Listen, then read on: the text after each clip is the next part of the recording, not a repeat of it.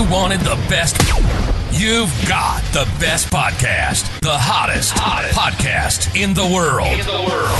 The Chris Voss Show, the preeminent podcast with guests so smart you may experience serious brain bleed. The CEOs, authors, thought leaders, visionaries, and motivators. Get ready. Strap yourself in. Keep your hands, arms, and legs inside the vehicle at all times, because you're about to go on a monster education roller coaster with your brain. Now, here's your host, Chris Voss. I'm Moses Voss here from thechrisvossshow.com. Ladies and gentlemen, there are listening to the Mix Official. Welcome to the big show. For 16 years, 24 episodes, we've been the Chris Voss Show, and we just keep bringing you more of the most smartest, brightest people in the world. Go to goodreads.com/Chris Voss, LinkedIn.com/Chris Voss. Chris Voss won the TikTok and all those crazy places on the interwebs in the sky. Today, we have an amazing young lady on the show with us today. Her newest book comes out August 5th, 2025. It is called Cleaning House, The Fight to Rid Our Homes of Toxic Chemicals by Lindsay Dahl. And we're going to be excited to talk about this because I'm always interested in cleaning up my environment because, I don't know, I should probably dust around here or bathe more often. Anyway, guys, we have Lindsay Dahl on the show. She is a nationally awarded environmental health and consumer safety expert. Over the last 20 years, Dahl has helped pass over 30 state and federal laws that remove toxic chemicals from consumer products and our environment. She hasn't gotten me yet. There's still time, probably. Her activism and writing has been featured in the New York Times, Fast Company, and Vogue, among other publications, and she's worked across leadership positions for environmental health, nonprofits, including Safer Chemicals, Healthy Families, and for leading consumer brands. Welcome to the show, Lindsay. How are you? I'm so glad to be here. Thanks for having me. Are you here because you heard I was a toxic chemical from my exes, and you're here to clean it up? Yeah, that's actually how you were top of the list because of that. That's what I thought. That's my last 8 divorces. So anyway, so Lindsay, give us your .coms. Where can people find you on the interwebs? You can find me at lindsaydahl.com and also on Substack. So give us a 30,000 overview. What's inside your new book? I have worked, as you mentioned, for the last 20 years, working to get toxic chemicals out of consumer products in our homes. And I decided to write the book Cleaning House because more and more people, even though there's been a lot of great movement on this topic, more and more people I'm finding still don't know that there are toxic chemicals that are in our homes every single day. And the conversation about this topic on social media has gotten really complicated. So it's hard to suss out fact from fiction. People don't know if it's all fear-mongering or if there's any real science behind this. And I kind of wanted to set the record straight and let people know what are things they should be concerned about, which things they shouldn't be, and how they can take action. And is there some stats on, I don't know, what the average toxic chemicals people have in their home percentage, or is there some stats you can throw at us on what's going on out there? Yeah. So if you kind of take a walk through your home, there in every single room, there are kind of top offenders. So think about things like if you have a couch that was made before 2015, which especially couches stay in people's homes for a long time. It is likely made with toxic flame retardants, which sound like a good thing. These are different chemicals that are used by the pound to treat the polyurethane foam that we all watch movies on. The problem is that these chemicals have been shown to not really slow the spread of fires. And they're also linked to a bunch of different toxic health effects. So we're talking of things like cancer, harming our hormone systems and whatnot. Same holds true for our beauty products and the cookware that we have in our kitchens. And this is all a result of a lack of federal laws that really make sure that chemicals are safe long before they get into our consumer products. What I try to do in my book, Cleaning House, is to kind of help people understand. We think that someone has to make sure that this is all safe before it ends up on the shelf. In some industries and instances, that is true. In some, it is not. So I try to kind of guide people through, in some cases where the United States is far behind other countries, and other things where you actually don't need to worry about it. And it is just fear mongering. And you can scratch that off of your to-do list. I thought it's not toxic if you lobby and bribe a politician to make it so it's allowed in products. Is that? I guess that isn't true. It's funny, Chris. So a lot of this could be a very dry topic, but what I do is I actually tell the story firsthand through my career. And I've been lobbying for these bills for decades, and I've gone toe to toe with the chemical industry. And in the early days, this is a reference that people who are maybe over the age of 40 will understand. My mom was like, I don't understand what you do for a job. And I was like, I'm going to give you two movies that are kind of reference points. Thank You for Smoking. That's who I'm up against. And if Erin Brockovich was like, someone who's fighting to get toxic chemicals out of the wells in her backyard, that's what we as a community are trying to do. And so she was like, oh, I kind of get it. But yeah, I think at the end of the day, look, the chemical industry is making a lot of chemicals that are safe. And they're also making a lot of chemicals like forever chemicals. They're called PFAS. They're putting our rain jackets in our cars and the cookware in our homes. And they're profiting. They're making billions of dollars every single year. Yeah. And they're not going to take those products off the market until they're forced to. Yeah. Isn't it wild, some of the stuff that we do with products? I mean, you go back and you look at, I remember I was in Chicago one time, and I was in an offbeat area of Chicago, so it wasn't in Chicago. I don't want people writing me going, it's in Chicago. It was somewhere, I don't know, an hour out of Chicago.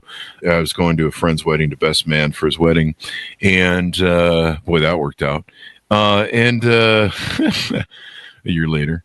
And there was a factory that had been there that had, if I recall rightly, it had been the watch factory where the women would paint on I forget what it was, but it was nuclear, the atomic. They would paint on the glow in the dark paint for the thing. The radium girls. Uranium. Yeah. And then you see the faces of those girls and how it ate their face because they would lick the brush to make it apply better or something along those lines. And, you see stuff like that, the foster grant stuff, the foster grant leftover lesions, like that whole area that was out by a foster grant plant I remember seeing years ago had tons of children that were born with medical issues. And, I grew up in the 70s.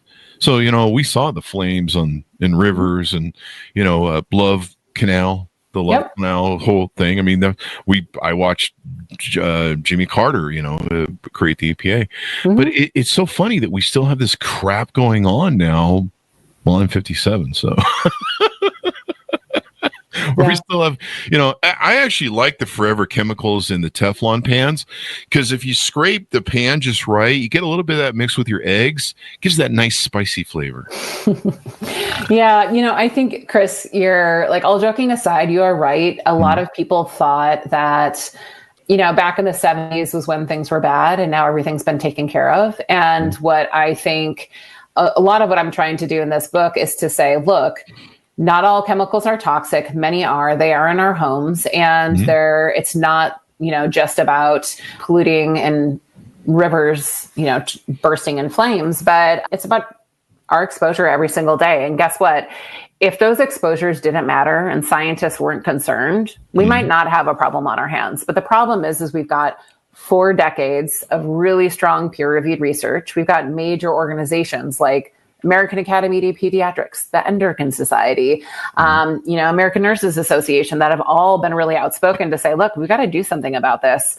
And so we've got a strong body of science. We still have a problem with toxic chemicals in our air, water, and our products. And the good news is that over the last 20 years in my short career, we've seen a tremendous amount of state and federal laws that have started to turn off the tap, get these things out of products. And when I was starting in my early days, I was working to ban BPA from baby bottles, for example. It was like, there's going to be a shortage of baby bottles. No one's going to be able to feed their children. And guess what? There's plenty of other materials, different types of safer plastics, glass that are available. And the markets have really responded and shifted to those new laws. And now people don't have to think about it when they go to shop for a baby bottle or buy something for someone's nursery about exposing their child to BPA. Consumer choices matter, but to your point, we've got a long way to go. And I want people to really understand that there's a lot of work left to be done, and it is possible. Yeah. I don't know if you get into this in the show or in your book and stuff, but one of the things we had an author several years ago come on that talked about parabens and estrogenics and different things being in our soaps and other things. I know that it used to make me sick. It used to bug me all my life. It's always bugged me if any one of my girlfriends uses one of those fabric softeners in the thing. Yep. I can't handle that. That fucks with me. That messes with me somehow. Yep. And then I didn't realize with parabens and other things, it's basically freaking wax, and that's all that thing is a piece of wax that just waxes your clothes to make them softer. But it's not the best for you. In fact, for a lot of young women, it's been giving them it's starting their periods much earlier because there's so much estrogen in our chemical systems and, soaps and all this kind of crap. Same thing with men where, we've seen testosterone dropping precipitously. And then the other thing I found out is lavender is pretty poisonous in the chemical version of what they use in like candles. And, my mom would always have these candles on, and then she'd have those plug-in things where you plug it in, it burns the scent and puts it in the air. And, it sound pretty. That stuff would screw with me, man. Yeah. I can't have it around me in my house. Yeah. And so talk about some of that if you want. Yeah. So here's what's going on. We'll start with fragrances for the first. Fragrances are made up of not just like lavender, rose, etc. There are different chemical compounds that are kept secret from consumers, and by law, companies, whether they are creating that plug-in in your home or in personal care and beauty products, lots of things are fragranced. But if you flip over the label, by law, they don't have to tell you which ingredients are in there. Wow. Again, that wouldn't be a problem if there weren't actual problematic chemicals and ingredients that are used in fragrances. So some fragrance blends have up to 300 different ingredients. And the kind of biggest offenders that are commonly found are a class of chemicals called VOCs, volatile organic compounds. Those are the ones that often are giving people headaches. There's also a class of a bunch of different allergens. So some people break out in rashes or have dermal reactions. And then the final category are phthalates, which are chemicals that are used to bind the fragrance to our skin. So you gave the example of the fragrance, like the softening, dryer sheets that are used. Those have phthalates. And the reason you can pull a sweater off the shelf 2 weeks later and it still smells really strong is because a class of chemicals called phthalates. Now, phthalates are something I cover in my book. I actually interviewed one of the top scientists, Dr. Shauna Swan, on phthalates, who found the first connection between increased phthalate levels in pregnant women and deformities of the reproductive tract, especially for boys. So she really looked at how these exposures have real meaningful impacts to our lives. And that's just one category of fragrances. And so I think one of the things is there are so many safer alternatives on the market. I give people actionable tips at the end of my book to be able to know how to prioritize what's in your home. Because when people learn about this, Chris, they start to freak out and they start to think that they can shop their way to safety. And the reality is that we see a lot of researchers like using phthalates, where when people stop using these products in their homes, whether it's food packaging or fragrances, we actually see the levels of those phthalates decrease in their bodies is in as short as 3 days. So University of Berkeley, Duke, a bunch of different universities have been doing research to show that removing these toxic chemicals can have a meaningful impact in actually lowering your levels. Is it possible they're making more people stupid? I don't know if you've been on Twitter lately, but... so one of the things I actually talk about is that one of the most toxic things in our homes are these social media algorithms that are basically pushing alarming content.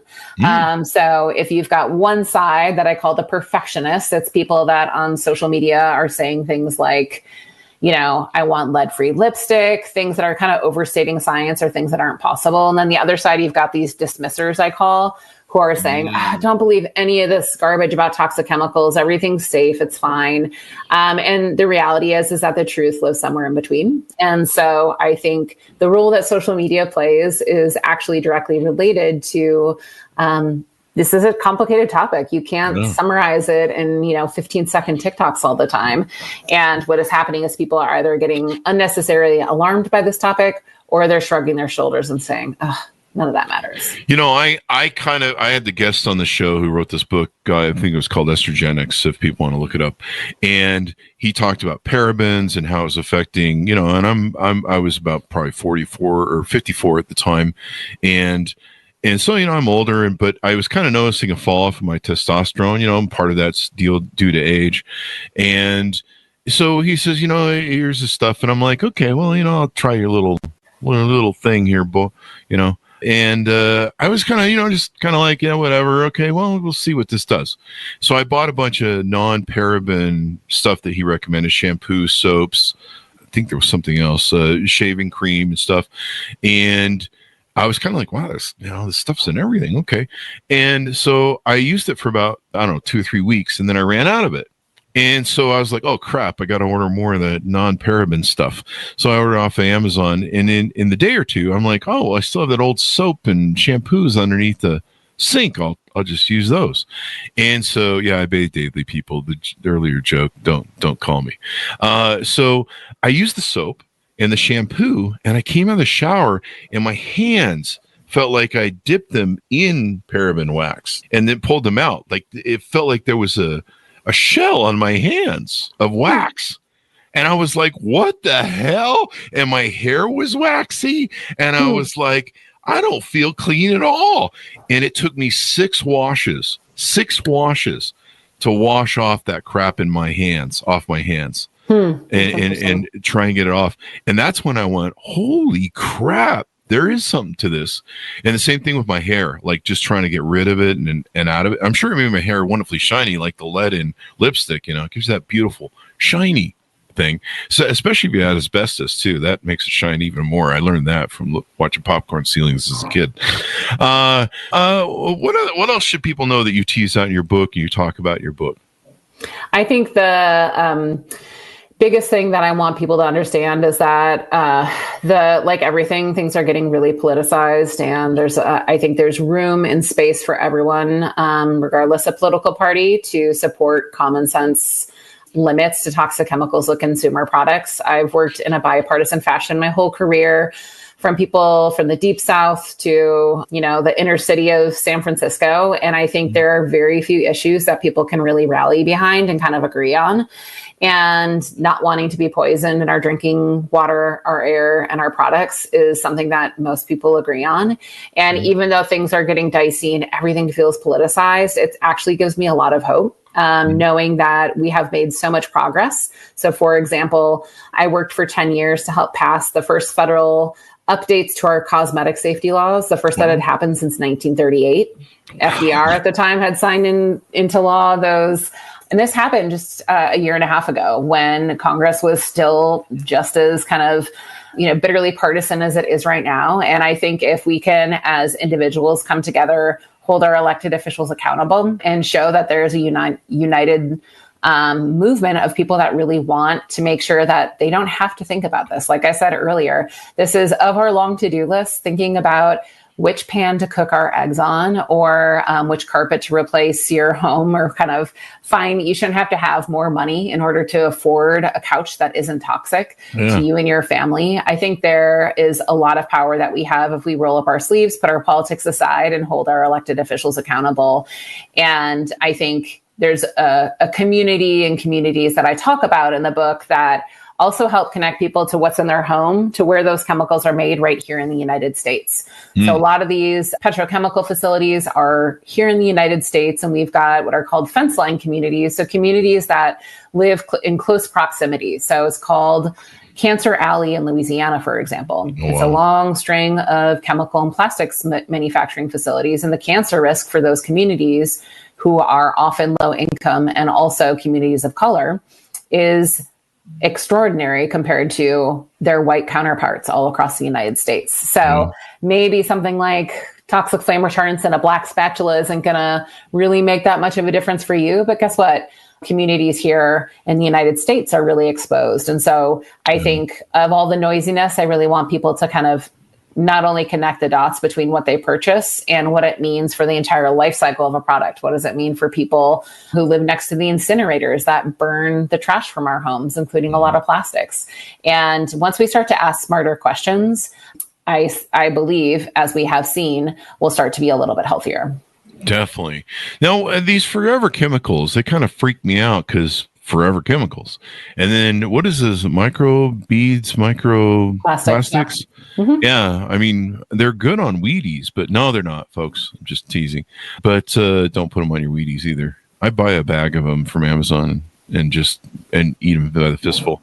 But no, but seriously, jokes aside, I can see myself just anyway.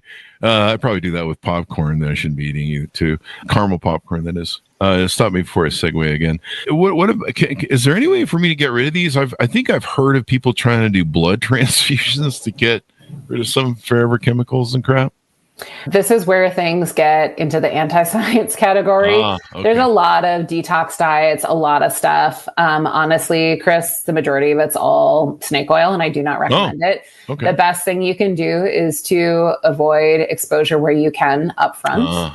But guess what? Here's the deal. If you think about someone who was born in the late 70s, for example, if you look at when we banned DDT, the toxic pesticide that you may remember, Agent Orange, people that have been born after a lot of these pollutants have been removed from the market still have them in their body, right? So that should be alarming to us. But also, you cannot control your weight. You can't live in a bubble. That's not what we're suggesting here, nor is that what I suggest in my book. The reality of the fact is the best thing you can do for your body is to focus on things like drinking a lot of water, eating healthy fruits and vegetables, getting exercise. Those are like natural detox pathways for your body. We have organs that help us detoxify a lot of these things, and trying to prevent as much new exposures in your home. So the simplest tip I have for people is to buy half of the amount of stuff that they currently purchase. If you think about how much we buy, so much more stuff than we did 10, 15 years ago, it is alarming. And a lot of that is because it's easy. You can have a click of a button, something can be on your doorstep a day or two later. So save yourself some money and also reduce your exposure to toxic chemicals by buying less things. Second, you can check out the action section in the back of my book that gives people real consumer tips at varying price points to help them shop the market in a way that will ultimately protect your family. And then the third is make sure you're calling your state and federal elected officials to say, I need you to get serious about microplastics. I need you to help ban PFAS, forever chemicals, outright, because we had the ability to do that for other large classes of chemicals like lead in children's toys. You know, just 15 years ago, there weren't limits on lead in children's toys, and now there are. That was because people picked up the phone because they were pissed off because there was lead in Thomas the Tank Engine toys. So again, we have the ability to be able to move both our elected officials and also the market away from some of these toxic hazards. Good. What I don't mean to drag you in the political spectrum because we're trying to get into too much political here unless it's a political book. Are we moving forward with this new administration in 2025 with Donald Trump, second term? It seems like they're unraveling a lot of environmental protections. One was like black lung environmental protections for coal miners and different things. It seems like we're kind of really, it's just we're going the wrong way. What are your thoughts on that, or do you want to comment? Yeah, no, I can speak to that. I think, look, regardless of if someone likes president or not, you should still be able to hold that president and their cabinet accountable. And what I see is the facts before us is that major pieces of legislation that I and many organizations that I feature in the book have helped pass are actively being rolled back. So the latest is asbestos. You know, the Asbestos Disease Awareness Organization, the leading advocacy group, worked for decades to ban asbestos, which you would think we would have done that in the 70s, 80s, 90s, even in the early 2000s. And it wasn't until just a few years ago that we banned the use of asbestos in this country. The current administration has actively asked for a 30-month delay to study asbestos more. We've had rollbacks to things like PFAS limits that were really going to help in wastewater, rolling back toxic air pollutants that people breathe and children are exposed to every single day. So I am concerned, and that's one of the reasons I wrote the book, is to say, for all of the work that we need to do, we also need to make sure that the laws that we have passed in the last 2 decades hold firm. Yeah. And this is where I want people to take a deep breath and, again, be willing to pick up the phone call or phone to call our elected officials, because the basic protections we do have, it's like I would have never thought I'd be talking about the asbestos ban being rolled back. It's like if ever there was a substance that we could connect to harm, asbestos is one of those. Well, we've had Superfund sites and EPA things that have made people clean up their asbestos, and it's been left over by industrial use. I can't believe we're still, 2025, we're arguing about asbestos. Like, is it good or bad? Who knew? But yeah, I mean, this is the thing, folks. You've got to be engaged in your democracy, and everybody is a steward of that democracy. And yeah, regardless of whether you like who's in the White House, still, it just astounds me because I don't have children, and I'd be losing my freaking mind if I had children right now, and seeing what's going on, because I give a shit about their future. I would.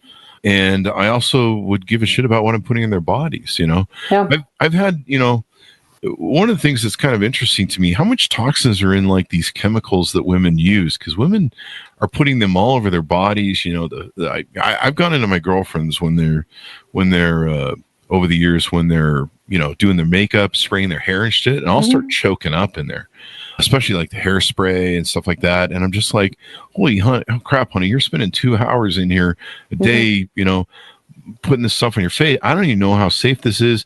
And then you mentioned something that kind of triggered that, how much of that ends up in the womb with children and stuff. And, we see these higher rates of people on the spectrum and different things. And, there's always questions whether that's tied together, but, or those, whether correlation is causation or whatever. But still, I mean, you kind of have to wonder a little bit about some of it, because I've heard there's some really awful things in women's makeup. Yeah, I think what the peer-reviewed research shows is that there are problematic chemicals that are used in beauty products, especially those that are designed for and targeted to Black women. So if you think about like synthetic hair braids, Consumer Reports just did a study of different carcinogenic chemicals that are commonly found in those. Skin lightening creams, for example, have been intentionally, mercury is used, again, a toxic heavy metal is used as the actual lightening agent. Hair straightening, different treatments, for example. So a lot of these are Eurocentric beauty standards that are placed upon women of color, and then products that are highly toxic in order to address those. So there's a lot of different layers to unpack there, which is problematic. But at the end of the day, look, we've got various different toxic chemicals that are still allowed in beauty products. We've got stricter regulations over in the European Union than we currently still do here in the United States. Although we did, as I mentioned, make some good progress a couple years ago, there's still a lot of work to do, like allowing public transparency around those fragrance ingredients that I mentioned.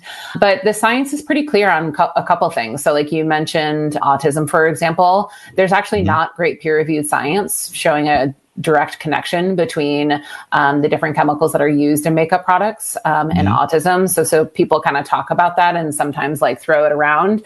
And there's not strong science, but that doesn't mean there isn't an opportunity for us to remove these toxic chemicals, because we know there's an exploding market of a bunch of different companies that have really found a way to make the same beautiful lipstick, blush, mascara, whatever you want to wear without the toxic chemicals. So it's really a no-brainer. If I'm going to give you product A and product B, one that might have a carcinogen, one that might hurt your baby, and one that doesn't, you're going to choose the one that doesn't with the more studied ingredients. And so I think at the end of the day, sometimes speculation around different health effects can do harm in this conversation, because what we're really looking at is chronic disease, which things like neurodiversity is not a chronic disease. What we're looking at, if there's many different ways you could develop cancer in your lifetime. There's your genetics, there's the food you eat, there's where you live, and then there's environmental exposures like toxic chemicals in your home. This is one piece of the pie that we can remove from that overall risk, then we should. But ultimately, we're not going to be able to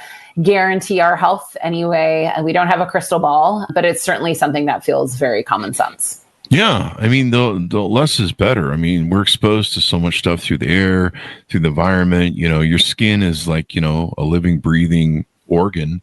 Is it your largest organ in your body? I think. Yeah, I flunked biology clearly, but I mean, we're just exposed to all this crap, and the less, the more. I learned this with eating. The food that I was putting in my body. I lost over 100 pounds, changing my diet, but also realizing how much chemicals are in there. One last question before we move to kind of some of the stuff you do on your website. I segued and I fucked it. It'll come back to me. Let's talk about what goes on with your website, some of the things you do offer there. So if people out in the environment want to hire you for speaking or advice, et cetera, they can take and do that. Yeah, absolutely. So I write weekly on Substack at Lindsay Dahl, and I also have a website, lindsaydahl.com. I work by day as the Chief Impact Officer at Ritual, a supplement company, and I do everything from writing to speaking, and I give guest lectures. I was just lecturing at a couple different colleges and conferences. So if anyone's interested in really kind of understanding what the science does and does not say about this toxic chemical problem that we have, I'm here. And so you do that by day. At night, are you Batwoman? No, at night is when I was writing this book, cleaning house. That'll do it. You can do that in the spare time there. So I'm glad you're out there fighting. I'm glad you're out there educating. I think we've had some people on that have cosmetics that are designed to be more natural and more healthy. So if people are searching for that, they can Google that, or they can read your book, or both. You can do both and all that good stuff. I had a good question, and it's woohoo, just hit the farm there. But that's what old age does, folks. The dementia's kicking in. Call the funny farm for me. I'm ready to go. Thank you very much for coming on the show. We really appreciate it. Give us your .coms as we go out, and people can look you up on the internet. Yep, lindsaydahl.com, and you can find me at Instagram at Lindsay_Dahl. Thank you. Thank you very much, Lindsay. Continued success with what you're doing. Thank you for having me. Thank you. And clearly I'm having a seizure, I guess. Thanks so much for tuning in. Go to goodreads.com/Chris Voss, LinkedIn.com/Chris Voss. Chris Voss won the TikTokity. Oh, it's a crazy place on the internet. Be good to each other. Stay safe and bug your politicians, eh? Demand better. There you go. That's right. Yeah, that's a shirt. Thanks for tuning in. Be good to each other. Stay safe. We'll see you next time.